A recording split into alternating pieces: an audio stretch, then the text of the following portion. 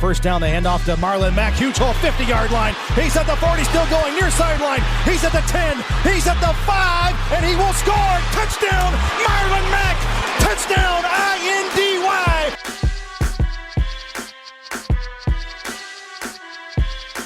And again, it's picked up. It's Darius Leonard. Leonard with his second INT, and he's streaking down the near sideline. He's at the 40. He's at the 30. He's at the 20. He's going to go. A pick six for the Maniac. Horseshoe is back, baby. The horseshoe is back. What is going on, Colts Nation? Welcome back to another episode of the Bring the Juice Colts podcast. I'm your host, Cody Fogger, alongside Derek Larger, special guest, producer of ESPN Blacksburg. Also on your bio, I see defeated Indiana sports fan, Mr. Nathan Brennen. Nathan, thank you for joining our podcast, man. How are you doing? Pretty good, man. Unfortunately, the defeated Indiana sports fan was added recently because on my bio it was Indiana Pacers Revenge Tour 2020. That didn't work out as planned, so had to change it up a little bit.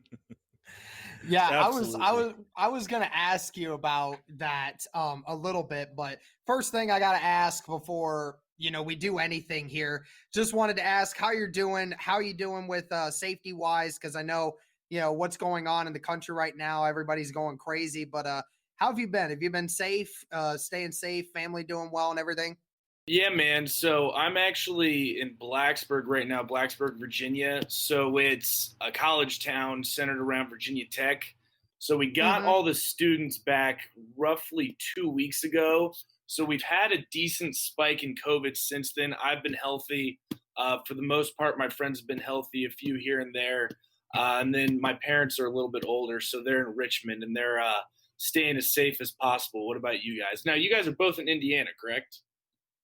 I am in Northern Kentucky. Cody is in Indiana. Okay. I've actually had unfortunate luck that my brother and my dad have both had COVID, but they both have recovered from it just fine. They're both living their normal lives now, so everything's fine there. Grandparents have been fine. I've been staying away from it, so I feel good, man. I'm glad to be able to be okay right now.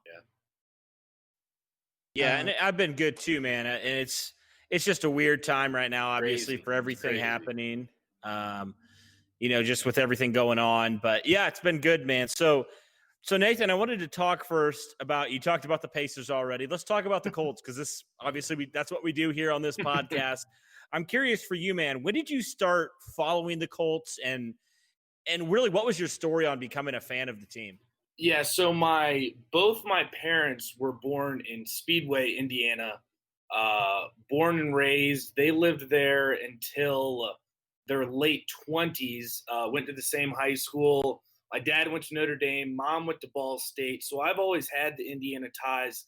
I was actually born in Chicago, but my entire immediate family, grandparents, aunt, uncle, all in Indiana, all still in Indiana. So I was basically raised in Indiana, born in Chicago, and then when I was 7, I moved to Virginia, went to high school in Richmond, Virginia, got my undergraduate degree in journalism, finishing up my finance degree at Virginia Tech now. But I will say I've been a huge Colts fan my entire life, but once you make the switch from the Midwest to the East Coast, not nearly as many Pacers and Colts fans. Yeah, that is totally true. I lived in Ohio for the majority of my life, and I was, one of the few lone Colts fans in a small town in the middle of Ohio, and everyone's like, "How did you become a Colts fan?" Well, my dad was a huge fan of Peyton Manning when he came into the NFL, and we enjoyed watching Peyton Manning and that team dominate every year. So naturally, we just watched Colts games, and the fandom just stuck. So that's my story on that one. Cody, I don't know if yours was different. Yeah, I mean, so growing up, my family never was really into like football and following the NFL and stuff. I really started, played football throughout middle school and high school. Really started getting into the Colts. Probably about 5th grade was, I think, the first time I started watching. I remember actually the first game I remember watching of a Colts game was an AFC Championship game when they beat the Patriots. I didn't really know what it meant at the time. I just knew it was good. The team that we wanted to win won. And then from there, it just kind of, I watched the Super Bowl with my grandparents, and then that 2007 season, I watched a little bit more in depth. And then really it wasn't until 2009 when I really started following them hardcore. But it's been so much fun. And unfortunately, like with the Pacers, like I used to love the Pacers, right? I used to follow the Pacers all the time. But for all those reasons, I've just really started focusing primarily on football. And the Colts, man, I love football. I played football. So the Colts really are a great outlet for me. And now as we've grown in our knowledge, Derek and I have, and really just started following the team day in and day out, it's been truly a blessing, and it's been a lot of fun. We've really enjoyed ourselves. Yeah. I will say, though, interestingly enough, ESPN, I work for ESPN Radio in Blacksburg. I sometimes will do a few Colts plugs, and I have had one person respond and say, "Go Colts." So I try and keep contact with that one person that I know in the middle of nowhere, Blacksburg, Virginia, that actually is a Colts fan. Hey, there you go. You always build the connection somewhere. That's right. We're a small fan base, but we branch out a little bit. So, Nathan, I have two reaction questions to ask you. First one, I'll just quickly go into a Pacers one, because you said you're a Pacers fan. Let's see how you react, because a bunch of people that like the Colts on our channel like the Pacers as well. Yep. What was your reaction to Nate McMillan being thrown out of the organization? What was your immediate reaction to hearing that? My immediate reaction was finally, because I've been saying since, I guess it would have been the sweep against the Celtics, I guess that would have been last season, that for some reason Nate McMillan just doesn't seem to be a playoff coach, right? I mean, has all the success in the regular season. I would say that the Pacers in the regular season are definitely an overachieving team, but for some reason I saw a stat, I don't remember who tweeted it out, but he actually has the lowest winning percentage in the playoffs by a head coach with at least 30 games, something around those lines. I mean, the Pacers, as much as they overachieve, I feel like they don't have any business getting swept in the playoffs, and I think it'll be nice to have a fresh start. Yeah, and one more, and this is one that I have to ask anyone that's a relative Colts fan. I have to ask them this every time when I start my Colts questions. And I apologize, because this one is going to be a little bit of a tearjerker. But Andrew Luck. So I have to ask, where were you when you heard that news, and what did you do immediately when you heard that news?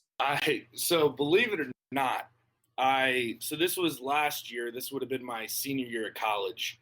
I was actually at a house party, and I get a text from one of my buddies, and he said, "Andrew Luck retired. Adam Schefter just tweeted it." And I said, "No, there's no way." Then I get a slew of, I kid you not, in 10 minutes, about 35, 40 text messages of people just saying, "Are you okay? What's going on?" I'm at a party, so I've got a little bit of a buzz on. So I'm like, this can't be happening right now. I go outside, and then I put my face in my hands, and I won't lie, I did have a tear or two. And I was like, this can't be happening. I didn't even believe it at first.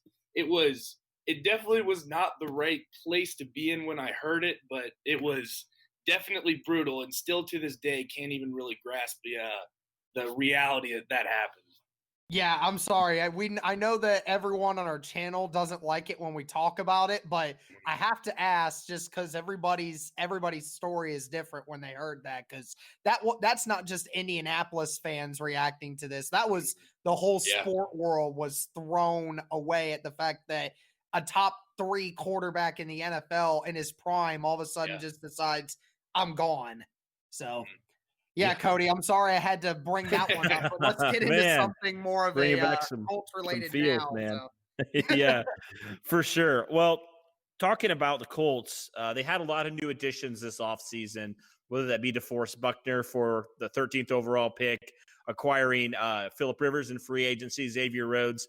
I'm curious on your opinion on some of these moves the Colts made in the offseason, in free agency, and also in the draft.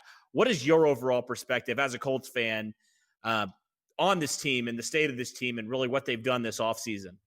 Well, initially, because that 13th pick, I saw the Colts were targeting Javon Kinlaw. So they were going in the direction of defensive tackle, probably the biggest need. And then I was like, okay, I like that pick. Not sure if I love it. Then they saw that they flipped it for DeForest Buckner, former Pro Bowler. I think that is one of the greatest additions that this Colts team could have made. I was talking to my dad, who's been a Colts fan his entire life. He's 50 years old now. And he said, I can't even remember the last time the Colts had a dominant interior defensive lineman. And then I started thinking, I can't think of one either. And alongside this defensive line that over the past couple years, after initially getting over Robert Mathis retirement, Dwight Freeney retirement, both kind of the staple of that Colts defensive line, I think DeForest Buckner is an incredible addition to this defense. I think it's also going to shore up Darius Leonard. I would not be surprised. I actually have $20 on him winning Defensive Player of the Year. I would not be surprised if he ended up leading the league in tackles again.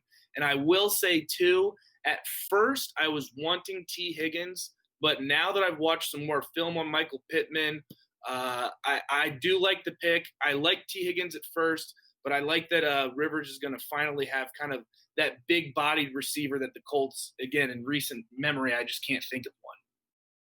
And what's your immediate reaction when you hear, I don't know if you saw Bleacher Report and what they put out back in May, after the draft was done and all these moves were done, free agencies pretty much through and through, and they said that the move that the worst move that the Colts made all offseason was trading away that first-round pick for DeForest Buckner.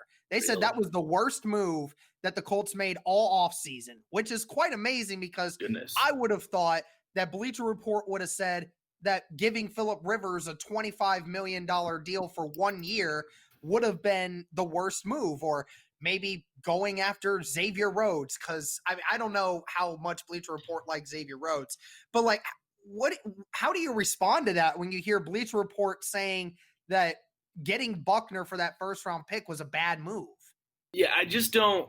Again, this is similar to the national media in general. I don't think they have too much knowledge on the Colts. So I don't think they understand, because personally I thought probably the number one target that the Colts needed this offseason was an interior defensive lineman, second team All-Pro a season ago, a Pro Bowler in 2018. He's only 26 years old, and you're telling me that you can get a dominant interior defensive lineman in return for a mid-round first round overall pick? I just don't. That doesn't make much sense to me. I'm not entirely sure if they just don't understand the Colts' needs or what it is, but Bleacher Report, I feel like you always kind of have to take with a grain of salt. Well, I will say this. Thank you for saying that you thought defensive tackle was the most important, because when Cody and I were making videos in the offseason, we were having the whole debacle of what should the Colts address first, defensive tackle or wide receiver? He was wide receiver. I was defensive tackle, and obviously the Colts addressed defensive tackle first in the whole offseason. And I'll say this about Bleacher Report. Bleacher Report said that Darius Leonard was the worst pick in the whole draft in 2018, and look how that turned out. So if that's any indication of what Bleacher Report knows about the Colts, then I think I like my chances with DeForest. I would agree with that. To be fair, Derek, I think I said quarterback was the most important position, if I remember right. You had wide receiver over defensive tackle. I could have sworn. Maybe I did at one point, but yeah. I think as I kind of saw how this defense was constructed and what drives this defense, I realized more and more, that 3 technique is so important. I mean, it was a big reason why the Colts really stumbled at the end of the second half, really, of the 2019 season, is because they had no interior pressure whatsoever. So definitely love that move a lot. I'm curious for you, what do you think overall? Derek and I have talked. We've gone on live streams. We've gave our predictions for the Colts record this season. Where do you stand, Nathan, on where do you think the Colts are going to kind of sit? What are some of your wins versus losses predictions? Kind of where are you at?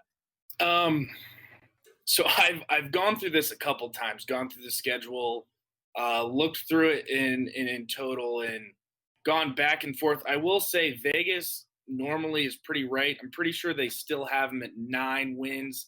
I have them at 10. I think they're going to split with both the Titans and the Texans. I think there's a few gotcha games mixed in there too. I have them at 10-6. I personally don't see any way that they don't win the division. I think that the Titans may not have been a one-hit wonder per se, but I just don't see Tannehill being able to have similar success that he did last season. I could be entirely wrong. And then Bill O'Brien is just crapping away the Texans. I have no idea what the hell that's about. But I have them around 9-10 wins, depending on if they can get a game here or there. The Packers game I also have is kind of a throw-up game. The problem that I see with the Colts, and we talked about it on the show today, we did our preview of the AFC South, and I'm curious what you guys have to think about this too. We did a floor and a ceiling for the Colts. I had their ceiling at AFC Championship, possibly the Super Bowl, but I had their floor at like 6 wins. So I'm curious to hear what you guys have to say about that, because my disaster, catastrophic case scenario, Phillip Rivers goes down, you throw Jacoby Brissett back into the fire, and as he proved at the back end of last season, probably not a recipe for success. Yeah, I had the floor at like 7-9. That's probably my floor, at least right now. And yeah, ceiling, that's a tough one. I'd say probably 11 games is ceiling for me. They have a chance to get one of the top seeds. And, you know, like you said, AFC Championship game, I think that sounds about right. I think we're 1 or 2 pieces away from finding that last mixture to be in that Super Bowl contention the way we were in 2018. But I really like what this team has done. I just think we are so deep now at the positions that we weren't before that I just can't project us to go with 7 or 8 wins. I know we get a lot of crap from Titans fans saying they think we're going to go 8-8, but I just don't see that happening. I just can't see 8 wins.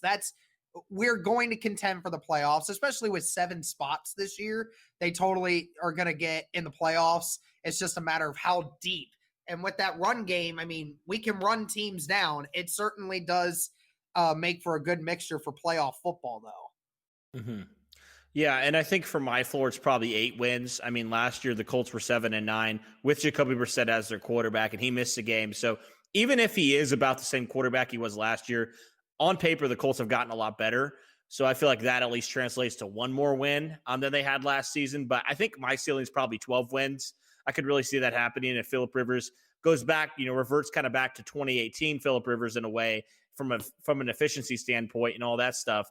I just think overall he's in the best situation he's been in a long time. So I'm really excited to see what happens. But yeah, I guess my ceiling's 12 and my floor is probably 8. So somewhere in between there is probably where I'm going. I predicted 11 wins. Derek predicted, I think, 10. So yeah, we're kind of right there with you. Yeah, I mean, again, like you guys said, if we can see Phillip Rivers similar to his 2018 production with this offensive line, I mean, Phillip Rivers is going to be the most upright he's been in his entire career. If that can happen, I don't think 12 wins is so ridiculous of a prediction. Yeah, I totally agree. Phillip Rivers is a primarily accurate quarterback. He's had some turnover issues in the past, but he didn't have great offensive lines and didn't have great offensive schemes. He's in an offensive scheme he remembers because he had Frank Reich before. So I like where he's at. But since you threw some shade at Bill O'Brien here, we might as well go back to this because we're asking some Titans people over the offseason as well. How do you feel now that D-Hop is no longer in the division? How great is that to know we won't have to face him twice a year anymore? That is a great scenario, especially looking at one of the bigger additions that they made in the offseason was Xavier Rhodes. The secondary, again, I think now that the defensive line has been shored up more, I do like Pittman. I think if T.Y. Hilton can stay on the field, he's obviously going to be a Pro Bowler, as he has shown in the past. The secondary is sketchy, and I will say not having DeAndre Hopkins on the field should help out quite a bit this season. Totally agree. So, Cody, do you got anything here? So I'm curious, we talked about all the moves. Was there a move in particular that you just really weren't a fan of that the Colts made this year?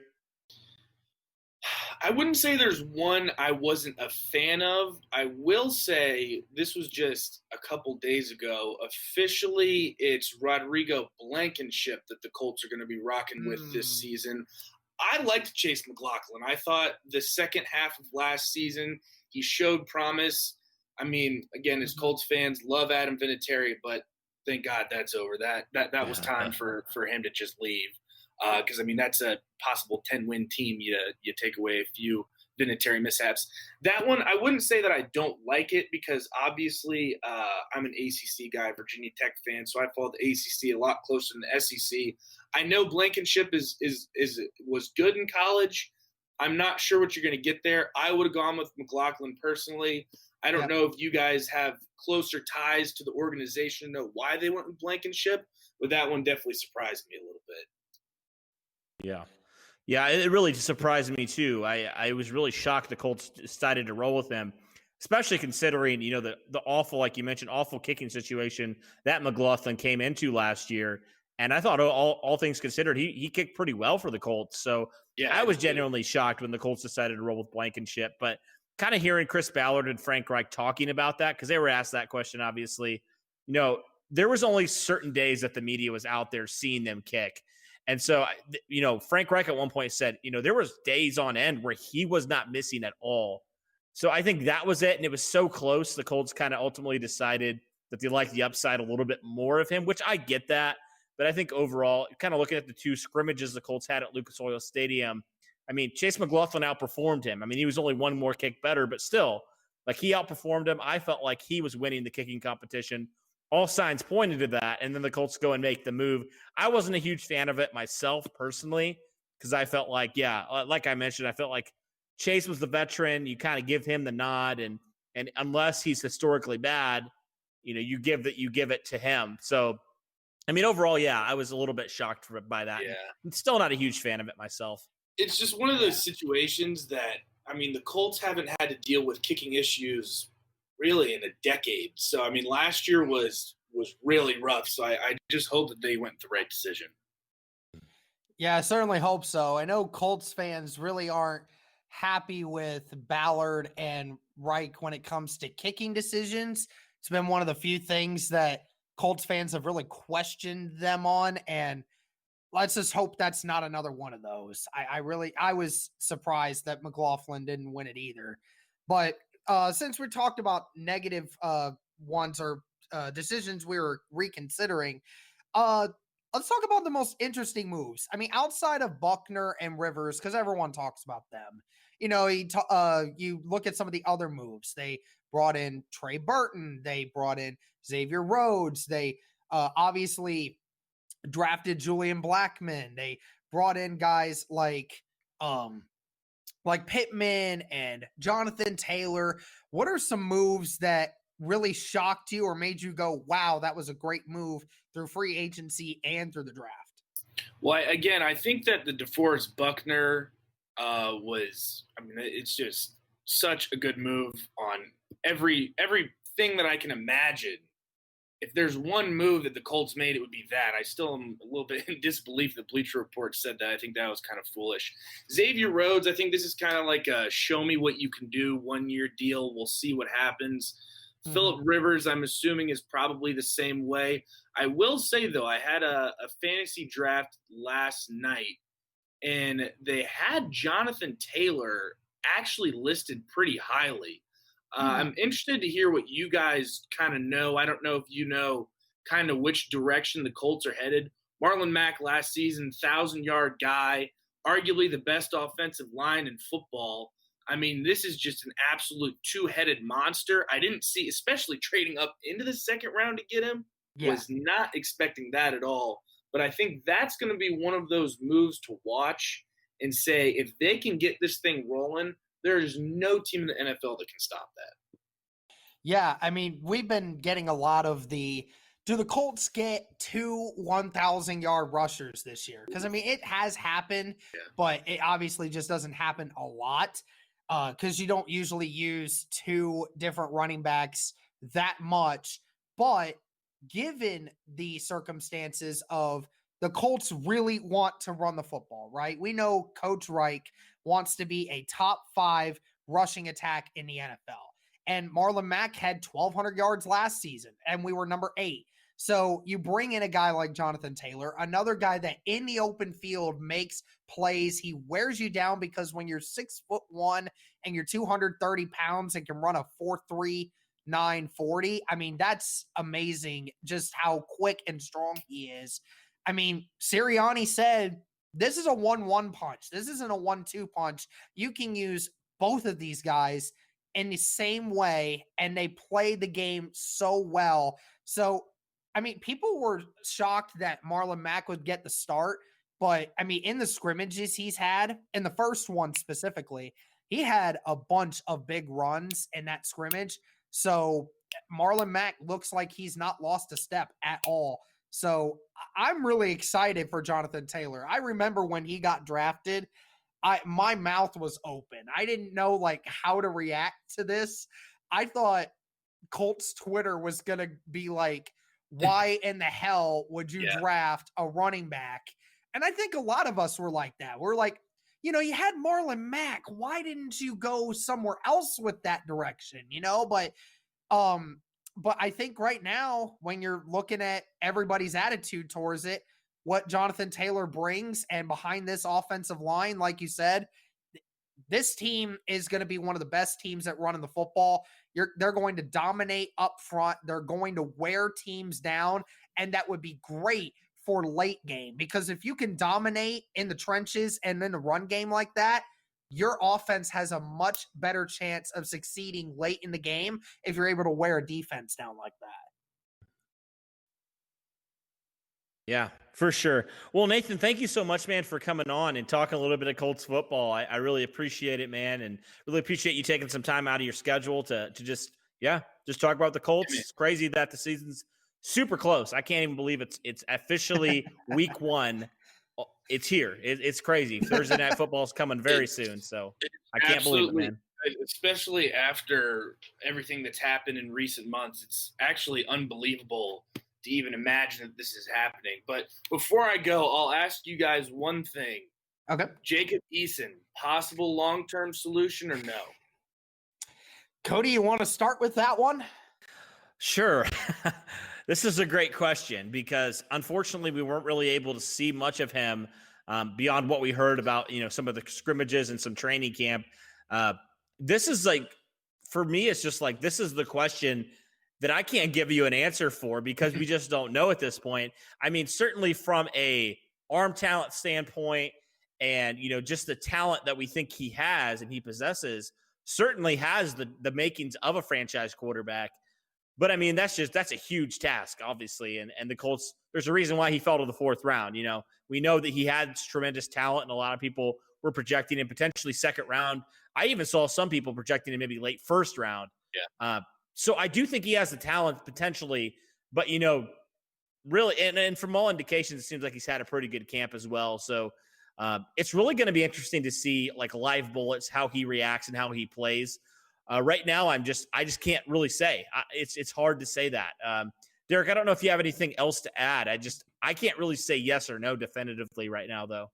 Yeah, so I'm kind of with you there, Cody, that it's kind of hard right now, right? Because no preseason, you didn't have those extra reps to see. And Coach Reich said, man, that really sucked that we haven't been able to see. But based off the limited time we've seen him in camp, what he's shown the coaches so far, I am leaning more towards the idea that he could and will become the future success for the Colts later on. Because what Reich has been saying, the few times Reich has mentioned Eason, he stated that I've seen that ball come out of his hand, and he said that is like actually incredible just how quick that ball comes out of his hand. Like he said, I could never do that. Like when I was a quarterback, I could never do that.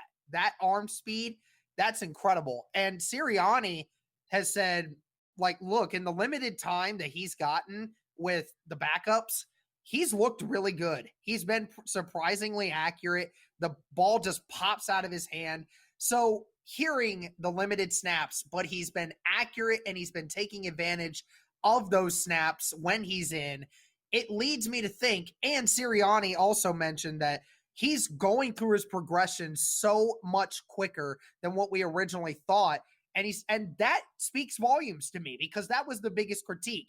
How does he go through his progressions? And to hear Sirianni say he's been actually surprisingly better at it than we thought, that speaks volumes to me. I think the arm talent is there. It's over the year. How much does he actually learn from Phillip Rivers? How much better does he get? How much time does he actually get a chance to play? That's what I want to see. But I mean, outside of that, I'm starting to lean more towards the idea that he can be the future guy. Yeah, that's why I asked you guys, and I feel like I'm kind of similar in Cody's boat. Is like, who knows? But I will say, if God forbid Phillip Rivers goes down, I would rather see Easton in there than Brissett. Just see what he can do. Yeah, I honestly would think that too. Like, because the passing offense just becomes dull when you have Jacoby Brissett out there. No offense, but like, you know, if Eason might take a few more hits, but Eason gives you the opportunity to throw the ball deeper. It expands the playbook so much more. Absolutely. Well, thank you, Nathan, so much, man, for coming on, talking Colts football. So excited. The season is almost here. Can't wait for kickoff. It's going to be a great season. I have a good feeling about this year. For all our listeners, thank you guys so much.